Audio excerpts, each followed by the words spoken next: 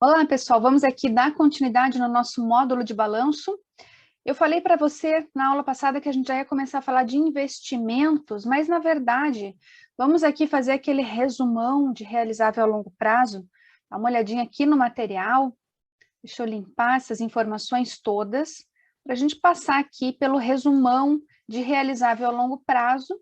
Então, nós vimos que classificamos aqui os direitos realizáveis após o término do exercício seguinte, aqueles que têm um prazo de realização que ultrapassa o exercício seguinte, mas também vimos aquele detalhe do ciclo operacional, lembra? Dividimos em realizáveis reais e pessoais, os reais os estoques e pessoais valores a receber, e operações não usuais com pessoas ligadas, derivados de vendas e tudo mais, vão ser sempre classificados no realizável a longo prazo. Algumas contas registradas aqui. Adiantamento a diretores, adiantamento a sócios, contas a receber de coligadas em negócios não usuais, depósitos judiciais, empréstimos a coligadas, a controladas, ICMS diferido, despesa antecipada de longo prazo, duplicata a receber de longo prazo. Entenda o seguinte, de forma geral, todos aqueles valores a receber que nós registramos no ativo circulante, nós também podemos registrar aqui no realizável a longo prazo. Tudo vai depender do prazo de recebimento. Mesmo as despesas antecipadas. Se você faz aí pagamento de aluguel de 2 anos, primeiro ano você classifica no ativo circulante e o segundo ano no realizável a longo prazo. Então, de forma geral, todos aqueles itens podem ser classificados aqui, dependendo do prazo, tá? Por isso que a gente tem, inclusive, né, os valores a receber de longo prazo. Duplicatas a receber, despesa antecipada, por aí vai. Tranquilo agora? Vamos, então, falar agora sim dos investimentos. E aí, nós já voltamos aqui, ó, antes de vir para cá, para fazer as anotações, vamos voltar para a lei. E aqui, deixa eu limpar de novo e vamos grifar os pontos importantes de investimentos. Vamos lá. O que a gente classifica como investimentos? Participações permanentes em outras sociedades e, além disso, direitos de qualquer natureza não classificáveis no ativo circulante e que não se destinem à manutenção da atividade da companhia ou da empresa. Então, assim como a gente viu no realizável a longo prazo, aqui nós também temos essas duas composições. Vamos aqui para o nosso quadro em branco para começar as anotações de investimentos. Vamos falar primeiro aqui, ó, das participações permanentes. Participações permanentes são aqueles investimentos de caráter permanente, que são aqueles destinados a produzir benefício pela sua permanência na empresa. Produzir benefício pela permanência. Então, perceba que essas participações permanentes são aquelas que a gente tem a intenção de manter na entidade por um tempo, para ter uma valorização. Não são participações societárias adquiridas com finalidade meramente temporária ou especulativa, não. São participações que a gente tem a intenção destinadas a produzir benefício pela permanência na empresa. Essas são as participações permanentes, ok? Elas são avaliadas pelo custo de aquisição. Quanto me custou adquirir essa participação? É por esse valor que eu registro nas informações contábeis. Além disso, temos também demais investimentos. Vamos agora falar dos demais investimentos. Demais investimentos são aqueles direitos de qualquer natureza, não classificáveis no ativo circulante, que nós vimos lá, que não se destinem à manutenção das atividades da companhia. São esses aqui, são esses demais investimentos que eu tô falando. Esse item aqui de investimentos, ele vai receber todos os ativos que não podem ser classificados em outros grupos ou subgrupos, porque não se encaixam em outros grupos ou subgrupos. Então, na hipótese de o direito não se enquadrar em alguma outra disposição da lei, como a gente vai ver aqui, imobilizado, por exemplo, quando não se encaixar em outras classificações, vai ser incluído como demais investimentos aqui. Então, por exemplo, deixa eu já antecipar rapidamente aqui para você classificação de imobilizado. No imobilizado, você vai ver que a gente vai registrar aqueles bens que têm existência física, os bens corpóreos, que são destinados à manutenção da atividade da companhia. A gente viu que esses demais investimentos não se destinam à manutenção. O que significa isso? Quando um item se destina à manutenção, ele é utilizado nas atividades da empresa. Vamos pensar em um imóvel. Esse exemplo pode ser utilizado com qualquer outro bem, mas vamos falar de imóvel que fica mais fácil de você visualizar. Se a empresa adquire um imóvel e usa esse imóvel nas suas atividades, é onde está o pessoal administrativo ou onde está o pessoal da fábrica, se ela usa nas atividades, esse bem se destina à manutenção das suas atividades. E aí ele é classificado como imobilizado. A gente já vai falar um pouquinho mais sobre isso. Agora, se ela adquire um imóvel e ela não utiliza esse imóvel nas suas atividades, ela vai arrendar esse imóvel, ela vai alugar esse imóvel. Se ela adquire esse bem com a intenção de obter uma renda através dele, é considerado um investimento, tá? Então, atenção a isso, porque daqui a pouquinho, quando a gente entrar em imobilizado, eu vou falar mais uma vez sobre esse detalhe, porque é importante. As questões de prova, elas podem cobrar a literalidade da lei ou podem cobrar essas interpretações que eu estou te dando no decorrer desse módulo. Então, fique sempre atento. Mas a gente vai falar um pouquinho sobre isso de novo, que a gente já vai entrar em imobilizado. Veja aqui, então, para a gente concluir, vamos passar para as anotações aqui de investimentos. Então, participações permanentes em outras sociedades, aqueles destinados a produzir um benefício pela permanência na empresa. E os demais investimentos, aqueles que não se classificam como ativo circulante ou que não se destinem à manutenção da companhia, tá? Então, a gente vai classificar como demais investimentos. Exemplos de contas registradas como investimentos: ações de coligadas, ações de controladas, participação societária, ágio por rentabilidade futura, o famoso goodwill, mais-valia sobre ativos líquidos, obras de arte, antiguidades, terrenos fora de uso, propriedades para investimento, são itens registrados como investimentos. Tranquilo até aqui? Imobilizado. Vamos lá voltar para a lei e dar uma lida. Vamos relembrar. O que a gente classifica no imobilizado?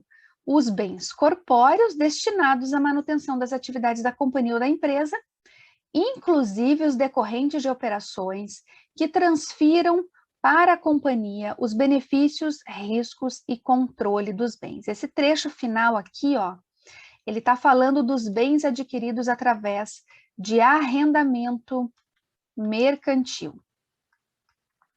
Vou te explicar, você vai aprender o pronunciamento técnico de arrendamento mercantil. Estou falando tanto isso, né? Você já deve estar ficando apavorada. Meu Deus, quanta coisa. Realmente, pessoal, tem bastante coisa mesmo, tá? A gente vai aprendendo aos pouquinhos, que é para você não se assustar. É para você ir memorizando tudo devagarinho, devagar e sempre, né?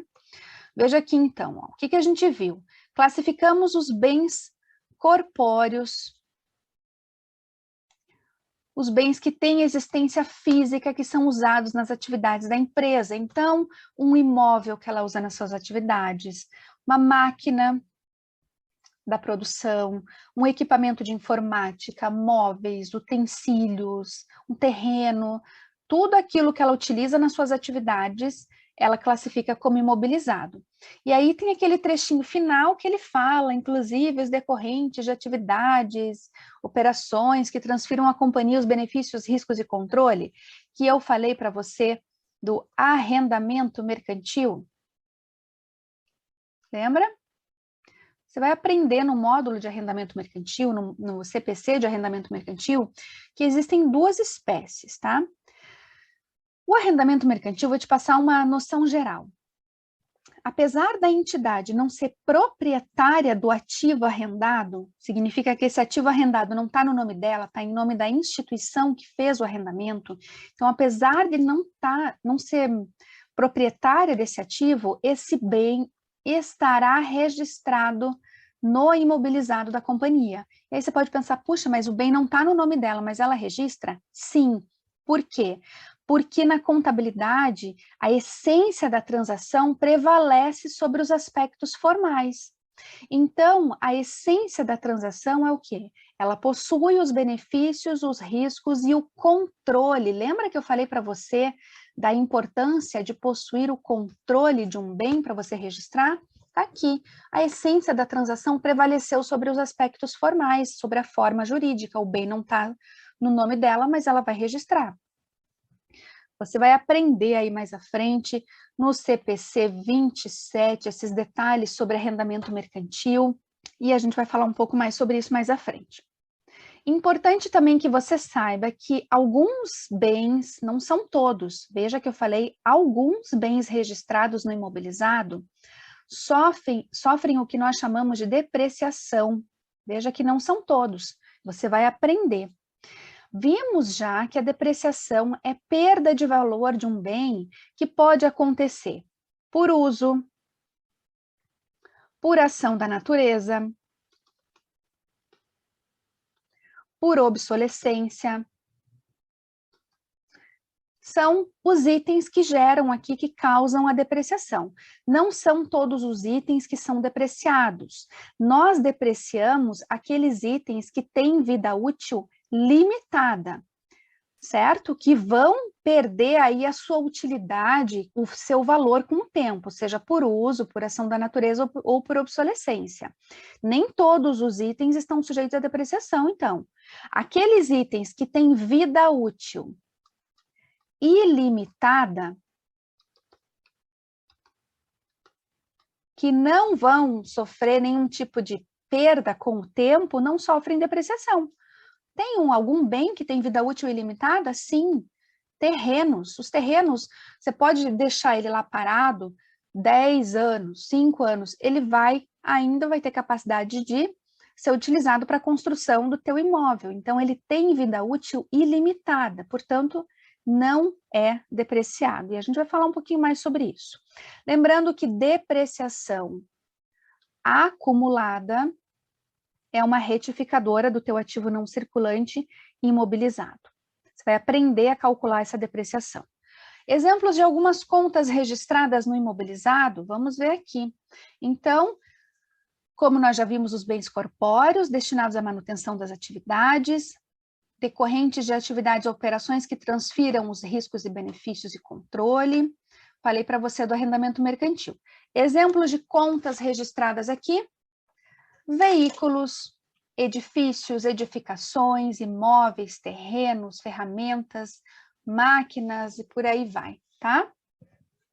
Exemplos de contas no imobilizado. Para a gente concluir, vamos falar agora do intangível. Você lembra o que a Lei 6404 fala sobre ele? Que são os bens incorpóreos, os bens imateriais. Aqui, ó. Destinados também à manutenção das atividades da companhia, inclusive o fundo de comércio. Vamos lá, então, fazer as anotações. O que eu considero como intangível? Imobilizado, você já viu que são os bens que têm existência física. No intangível, são os bens incorpóreos, são os bens que não têm existência física, são os bens imateriais. Então, aqueles bens imateriais que se destinam à manutenção das atividades da companhia são classificados como intangível. Exemplo de bem imaterial, que é classificado como intangível: a marca da empresa, patente industrial, direito autoral, é tudo bem imaterial, que nós registramos porque eles têm valor, registramos como intangível. Quando a lei vem e fala aqui, ó, do fundo de comércio, deixa eu te explicar, porque eu não sei se você sabe o que é o fundo de comércio. O fundo de comércio, ele compreende aí a valorização do ponto comercial como um todo. Então, os bens físicos que estão dentro do ponto comercial, as máquinas, instalações, etc., isso é fundo de comércio, e também os incorpóreos. Conhecimento adquirido, os clientes, faturamento, isso tudo faz parte do fundo de comércio e nós registramos como intangível. Também existe um pronunciamento técnico, que é o CPC 04, as bancas costumam gostar desse pronunciamento, a gente vai falar sobre esse pronunciamento mais à frente, mas entre tantas informações importantes que esse pronunciamento traz, ele fala que a entidade só pode reconhecer contabilmente um intangível quando alguns critérios que estão especificados nesse pronunciamento forem satisfeitos. Então, para que você registre como intangível, os critérios que estão descritos nesse pronunciamento têm que ser observados. E a gente vai ver quais são esses critérios e quais são esses detalhes. É só para você ter uma noção da importância desse pronunciamento e de como as coisas são maiores do que você ainda está vendo agora. Tudo isso vai ser detalhado mais à frente. Outro ponto importante sobre o intangível é que os itens registrados aqui no intangível sofrem amortização. E aí, nós temos uma retificadora no intangível, que é a amortização acumulada. A amortização acumulada é registrada aqui. Também, assim como a depreciação, a amortização também vai registrar a perda de valor desse item registrado no ativo intangível. Então, a depreciação registra a perda de valor dos itens de imobilizado, a amortização registra a perda de valor dos itens do intangível. Vamos aqui identificar quais são as contas registradas no intangível, exemplos de contas. Então, como eu falei, os bens incorpóreos e exemplos: fundo de comércio, marcas e patentes, direitos sobre os recursos minerais, recursos florestais, direitos autorais, tá? São exemplos. Para a gente encerrar essa aula aqui, vamos dar uma olhadinha no CPC 26. Não traz aí nenhum detalhe tão diferente do que a gente já falou. Na verdade, a gente já viu esses itens aqui, né? Porque já trabalhamos o ativo não circulante. Veja que ele diz aqui, tá? Que esse pronunciamento utiliza a expressão não circulante para incluir ativos tangíveis, que têm existência física, imobilizado, intangíveis, como a gente acabou de ver, ativos financeiros de natureza de longo prazo, que a gente viu também, investimentos e realizável a longo prazo. Não se proíbe o uso de descrições alternativas, desde que seu sentido seja claro. A gente segue o que determina a lei, né? Então, seguimos a classificação da lei aqui no curso. O ativo não circulante deve ser subdividido em realizável a longo prazo, investimento imobilizado e intangível. Tá? Já vimos isso, né? E agora, para a gente concluir, a lei 64, o nosso ativo agora já está um pouquinho maior. Até alguns módulos atrás, a gente tinha visto essa pequena composição. Agora, você já viu a composição completa do teu ativo, dividido em circulante e não circulante. E no não circulante, nós temos aqui esses subgrupos: realizável a longo prazo, investimentos imobilizado e intangível. Próxima aula, vamos falar do passivo. De acordo com a lei, você vai ver que o passivo é muito mais simples. O passivo é bem mais tranquilo mesmo. E aí a gente começa a falar do patrimônio líquido. Já adiantando, o patrimônio líquido que a gente vai ver agora é simplesmente a composição. E eu vou separar os artigos da lei que estão relacionados a cada uma das reservas. Já separei, né? Já está no teu material. E isso é cobrado em prova de forma teórica. Patrimônio líquido, as bancas gostam de cobrar, mas é sempre vinculada à lei. As questões estão sempre vinculadas à composição de algumas reservas e sempre vinculada à lei. Tá? A gente vai passar por isso, inclusive por essa razão é que eu fiz toda essa divisãozinha que está no teu material. Reserva por reserva, eu fiz aí o compilado dos artigos e dos pontos importantes, que é para que você não se confunda, para que você tenha isso bem organizadinho, beleza? Ah, e do passivo você vai ver que tem um detalhezinho aí do CPC 26, que você tem que ficar atento. É um detalhe que ele fala que se você não estiver atento, você erra a questão de prova, tá bom? Próxima aula falamos então do passivo e já entramos no patrimônio líquido. Até já!